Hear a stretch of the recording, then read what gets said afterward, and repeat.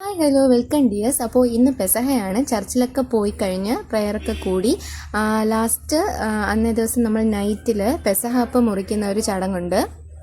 നമ്മുടെ family members എല്ലാം ഒത്തുകൂടിയിട്ടുണ്ടേ. അപ്പോൾ നമുക്ക് എന്താണ് പെസഹ എന്ന് നോക്കാം. അല്ലെങ്കിൽ നമ്മൾ എന്തിനാണ് പെസഹ ആചരിക്കുന്നതെന്ന് നിങ്ങൾക്കറിയാമോ? ക്രൈസ്തവരുടെ വിശുദ്ധ വാരത്തിൽ ദുഃഖവെള്ളിയുടെ തലേ ദിവസത്തെ വ്യാഴാഴ്ചയാണ് പെസഹ വ്യാഴമായിട്ട് ആചരിക്കുന്നത്. ഈ കുരിശുമരണം വഹിക്കുന്നതിന് മുമ്പായി യേശു തൻ്റെ ശിഷ്യന്മാരോടൊപ്പം അവസാനമായി കഴിച്ച അത്താഴത്തിൻ്റെയും അതിനു മുൻപ് അദ്ദേഹം അവരുടെ കാലുകൾ കഴുകിയിരുന്നു. അതിൻ്റെയും ഓർമ്മ പുതുക്കലായാണ് ഈ പെസഹ ദിനം നമ്മൾ ആചരിക്കുന്നത്. ഈ ദിവസങ്ങളിൽ നമ്മുടെ പള്ളികളിലൊക്കെ പ്രത്യേക പ്രാർത്ഥനയും അതുപോലെ തന്നെ കാല് കഴുകൽ ശുശ്രൂഷയും ഉണ്ടായിരിക്കും. 12 ശിഷ്യന്മാരെ ഓർമ്മിപ്പിച്ചുകൊണ്ട് 12 പേരുടെ പാദങ്ങളാണ് നമ്മുടെ ആ ചടങ്ങിൻ്റെ സമയത്ത് കഴുകുന്നത്. അതുപോലെ തന്നെ പെസഹ വ്യാഴാഴ്ചത്തെ സന്ധ്യാപ്രാർത്ഥന കഴിയുന്നതോടുകൂടി നമ്മുടെ ഈസ്റ്ററിൻ്റെ ത്രിദിനങ്ങൾക്ക് തുടക്കമാകുന്നു. അതായത് ദുഃഖവെള്ളി, വലിയ ശനി, ഈസ്റ്റർ അങ്ങനെയാണ് വരുന്നത്. സന്ധ്യത്താഴത്തിന്റെ സ്മരണയായിട്ടാണ് പെസഹ ദിനത്തിന് വീട്ടിലൊരുക്കുന്ന പെസഹ വിരുന്ന്. അപ്പോൾ ആ പെസഹ വിരുന്ന് കൂടാനാണ് നമ്മളിവിടെ കൂടിച്ചേർന്നിരിക്കുന്നത്. അതിനായിട്ട് പെസഹാപ്പവും പെസഹ പാലും ബ്രെഡും എല്ലാം തന്നെ ആദ്യം കൊണ്ടുവച്ചിട്ടുണ്ട്.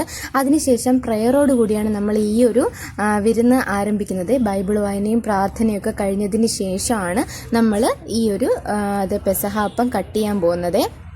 ഇതിൻ്റെ മറ്റൊരു പ്രത്യേകതയാണ്, നമുക്ക് ഓശാനയ്ക്ക് പള്ളിയിൽ നിന്നും കിട്ടുന്ന ഓശാന ഓലയില്ലേ, അത് കീറിയിട്ട് അപ്പത്തിൻ്റെ മുകളിൽ നമ്മൾ കുരിശ് രൂപത്തിലോട്ട് ആക്കിയിട്ട് നമ്മൾ ഇതിൻ്റെ മുകളിൽ വെക്കാറുണ്ട്. പിന്നെ ഏറ്റവും പ്രധാനപ്പെട്ട കാര്യം എന്ന് പറയുന്നത്, ഈ പെസഹ അപ്പം കട്ട് ചെയ്യുന്നത് കുടുംബത്തിലെ കാരണവരായിരിക്കും. അതായത് ഏറ്റവും മൂത്ത ആളായിരിക്കും പെസഹ അപ്പം കട്ട് ചെയ്യുന്നത്.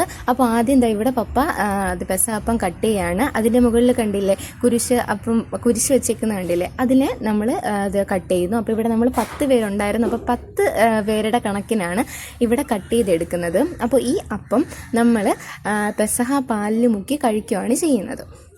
അപ്പത്തിൻ്റെ മെയിനായിട്ടുള്ള പ്രത്യേകത എന്ന് പറയുന്നത്, പുളിക്കാത്ത മാവ് കൊണ്ട് ഉണ്ടാക്കുന്ന അപ്പമായതിനാൽ ഇതിനെ നമ്മൾ പുളിയത്തപ്പം എന്നും, അതുപോലെ തന്നെ കുരിശാല അപ്പത്തിൻ്റെ മുകളിൽ വെക്കുന്നത് കൊണ്ട് തന്നെ കുരിശപ്പം എന്നും പേരുണ്ട്.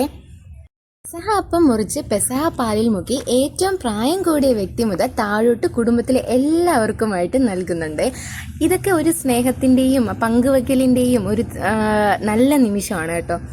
അങ്ങനെ എല്ലാവരും പാലും അപ്പവും ബ്രെഡും പഴവും ഒക്കെ കഴിച്ച് സന്തോഷത്തോടെ കാര്യങ്ങളൊക്കെ പങ്കുവെച്ച് ഒരു പിരിയുമ്പോഴത്തേക്ക് നമുക്ക് കിട്ടുന്ന ആ ഒരു മനസ്സിന് കിട്ടുന്ന സന്തോഷവും സമാധാനവും ഒന്ന് വേറെ തന്നെയാണ്. അപ്പോൾ ഈ ഒരു ദിവസം കഴിഞ്ഞ് അടുത്ത ദിവസം എന്ന് പറയുന്നത് ദുഃഖവെള്ളിയാണ്. ഈശോയുടെ പീഡാനുഭവവും കുരിശുമരണവും ഒക്കെ സംഭവിക്കുന്നത് ആ ഒരു സമയത്താണ്. അപ്പോൾ ഇത് വിരുന്നല്ല, പെസഹ വിരുന്നിനെല്ലാം ശേഷം എല്ലാവരും അവരവരുടെ ഭവനങ്ങളിലേക്ക് മടങ്ങും. ഞങ്ങളെല്ലാവരും സന്തോഷത്തോടുകൂടി തന്നെയാണ് പങ്കെടുത്തത്. വീഡിയോ ഇത്രയേ ഉള്ളൂ. എല്ലാവർക്കും വീഡിയോ ഇഷ്ടമായിട്ട് വിചാരിക്കുന്നു. എല്ലാവർക്കും പെസഹ ആശംസകൾ. വീഡിയോ ഇഷ്ടമായി സബ്സ്ക്രൈബ് ചെയ്യാൻ